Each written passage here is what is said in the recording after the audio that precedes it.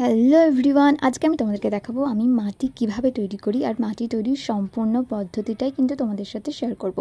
ফার্স্টে কিন্তু আমি বালতিতে একটু জল নিয়ে নিয়েছি, আর ওতে কিন্তু সব মাটিগুলো আমি একটু একটু করে দিয়ে দিচ্ছি। এখানে এঁটেল মাটি হলেই ভালো হয়, কিন্তু যেহেতু আমার কাছে এঁটেল মাটি ছিল না, আমাদের এখানে পাওয়াও যায় না, তাই কিন্তু আমি নর্মাল জমির মাটি ইউজ করছি। তোমরা কিন্তু নর্মাল জমির মাটি ইউজ করতে পারো, তাতেও কিন্তু মাটি খুব সুন্দর করে তৈরি হয়ে যাবে। আর এটা আমি জলে ভিজিয়ে রেখে দিয়েছিলাম একটা গোটা রাত, আর তারপরে কিন্তু ঠিক এইভাবে মাটিটাকে জলের সাথে গুলে নিতে হবে। তারপরে একটা নর্মাল জাল বা মশারি যে কোনো কিছু দিয়ে ভালোভাবে কিন্তু অন্য একটা বালতিতে ছেঁকে নিতে হবে, আর সেটাও কিন্তু রেখে দিতে হবে একটা গোটা রাতের জন্য। এখন কিন্তু আমি মাটিটাকে খুব সুন্দর করে ছেঁকে নিচ্ছি। যত নোংরা আবর্জনা ছিল সব কিছুই কিন্তু ছেঁকে একদম মাটিটা কিন্তু পরিষ্কার হয়ে গেছে।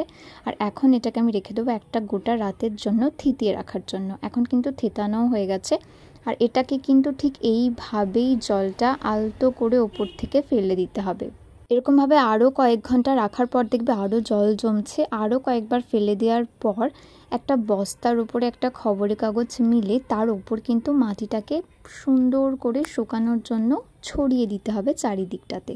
খবরের কাগজ দিলে কি হয়, মাটিটা একটু তাড়াতাড়ি শুকিয়ে যাবে, না হলে একটু টাইম লাগে, মোটামুটি 2-3 দিন লাগে। এবার তুমি যেরকম জিনিস তৈরি করবে তার উপরে ডিপেন্ড করছে কতটা মাটিটা তুমি শুকাতে চাইছো।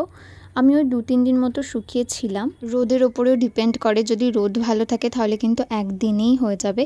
আর তারপর এরকমভাবে কয়েকদিন রাখার পর যখন দেখবে মাটিটা একদম শুকিয়ে গেছে, মানে হাত দিলে হাতে লাগছে না কিন্তু মাটিটা নরম আছে, তখনই কিন্তু বুঝে যাবে যে মাটিটা কিন্তু একদম তৈরি হয়ে গেছে। তুমি যে জিনিসপত্রগুলো তৈরি করতে চাইছো তার জন্য কিন্তু একদম উপযুক্ত হয়ে গেছে।